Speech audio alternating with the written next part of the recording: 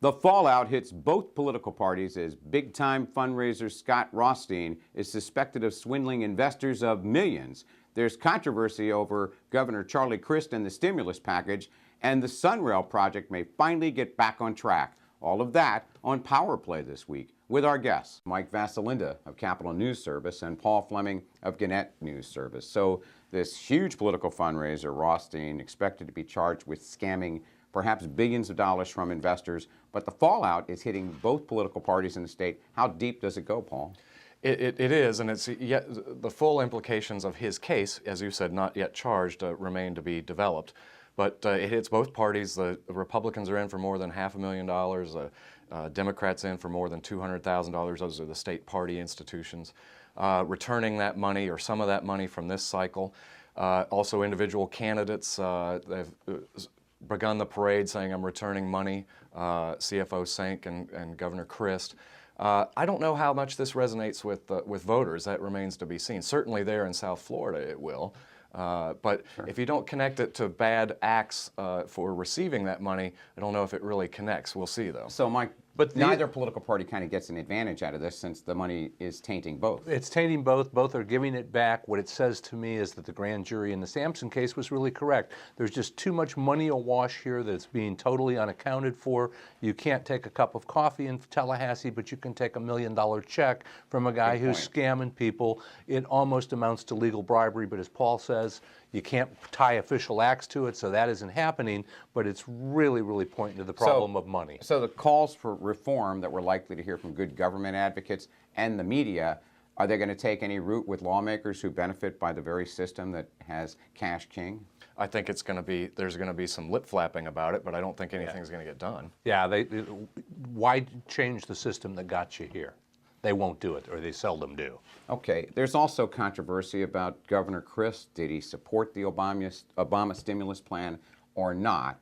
And how bad is that controversy? To me, the governor's not being true to his own compass. He's not being true to who he is. He's been on television saying, we need to pass the stimulus package. There is television footage of him saying that. And what's wrong with that? There's nothing wrong with it. In fact, I'm surprised he's not saying, look, there are 68,000 people who have jobs because we took stimulus money. Our unemployment would be almost a full point higher if we had not taken stimulus jobs. The economy wouldn't be recovering. It would be tanking. But he's not being true to himself. He's worried too much about his right. He needs to start worrying about what people of Florida think. Well, and what is right, and the governor did we thought was the right thing, which was to support the flow of money to Florida. But he didn't just support it under Obama. He supported it under the former president, George Bush, in his last year.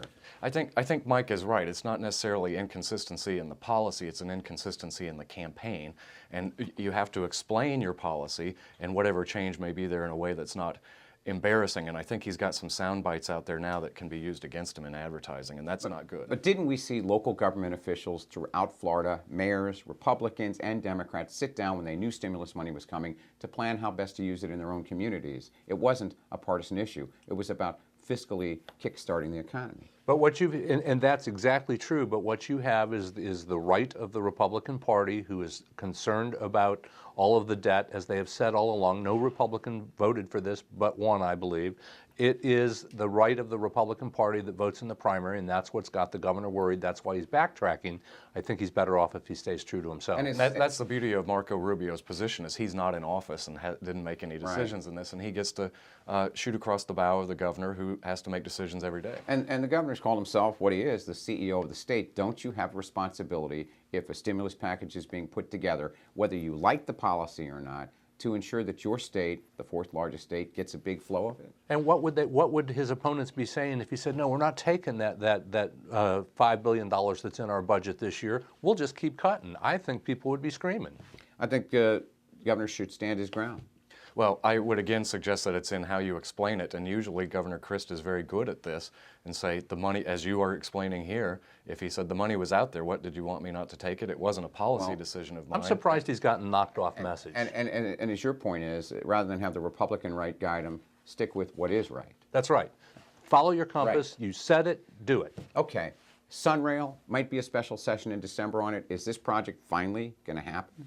It doesn't seem like they're there yet, Ron, to me. The House still wants to see an actual bill or proposal from the Senate if they say they are ready to go. And the law of special sessions is you don't call one until you've got a deal, and we're running close. they seem close, but there's a lot of other issues out there, and it's like special session roulette now. You're going to come in for the gambling compact or for drilling or for Sunrail. I don't see any of it happening, but that remains to be seen. To just have to cut a deal, and then it would. Okay, we're going to go to your respective power plays of the week. Paul.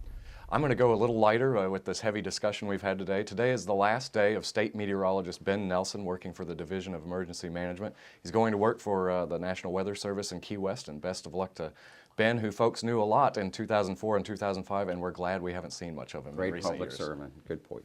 I'm going to go with Mike Williams at the AFL-CIO, their new president. He is now supporting the Sunrail project in Central Florida and the high-speed rail. What turned it?